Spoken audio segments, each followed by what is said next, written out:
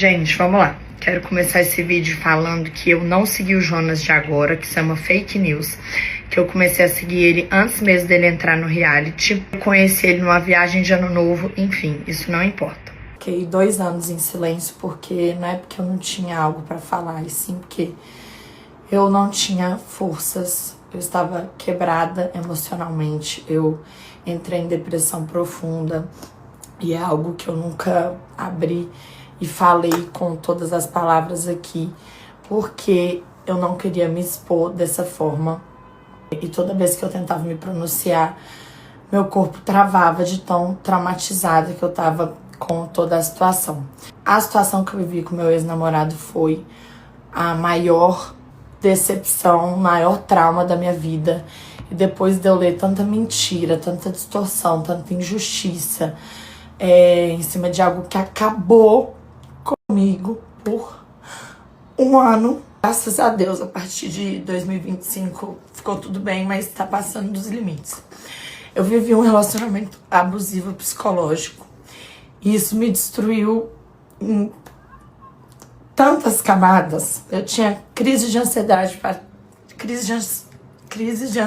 para trabalhar, porque mesmo quando eu ia fazer meus clipes, realizar meus sonhos, eu sabia que se envolvesse algum homem no clipe, isso ia virar uma discussão em casa.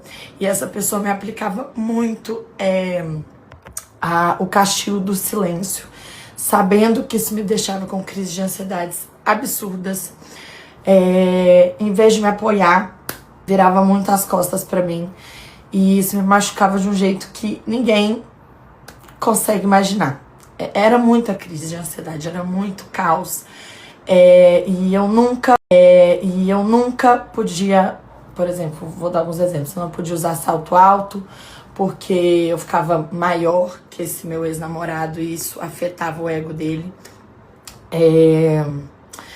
Qualquer aparição minha que pudesse chamar mais atenção era uma disputa, a gente vivia uma eterna disputa. E já ouvi histórias dele falar com pessoas da nossa agência o porquê que eu ganhava melhor que ele. E não era só comigo. Como vocês podem ver aí no programa, ele gosta muito de criticar a aparência de algumas pessoas. E uma dessas pessoas é a atual dele hoje em dia, gente. Eu não tô falando isso por vingança, mas sim porque se criou uma narrativa que não é verdadeira, sabe? E o que mais me feriu disso tudo foi no término. Uma amiga que frequentava a minha casa sempre. Eu frequentava sempre.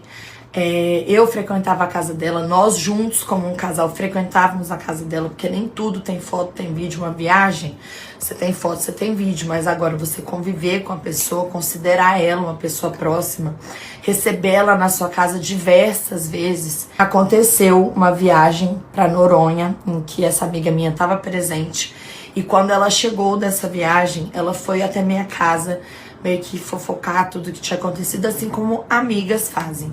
Eu desabafei, chorei no colo dela e depois fomos numa festa em qual eu me embriaguei, bebi bastante e eu queria conversar com ele porque eu tava sofrendo muito com toda aquela situação, era uma dependência emocional muito grande e ela me impediu de falar com ele. Então, pouco tempo depois começaram os rumores que eles estavam juntos e quando chegou até mim, eu desmoronei. Meu corpo não aguentou, eu tive um surto. Eu fiquei internada. Fiquei inconsciente por 3 dias. Minha família inteira veio de Belo Horizonte pra me ver. E não aconteceu nenhuma ligação, sabe? Nem pra minha família, eu não tava em condições de atender, mas pra saber se tava tudo bem, sabe? Depois de um relacionamento de 2 anos. E depois disso eu fui diagnosticada com transtorno de estresse pós-traumático. E eu nunca mais fui a mesma Virgínia. Quem já viveu um abuso entende o que é diariamente você tá dependendo do humor do seu parceiro. E quantas vezes eu não pedi pra ele ir pra casa, porque ele ficava muito lá em casa. Eu queria meu espaço. Eu não podia ter isso, sabe? faço isso por vingança, gente. Eu faço isso porque eu preciso dar minha versão da história. Finalmente, eu não aguento mais. O abuso físico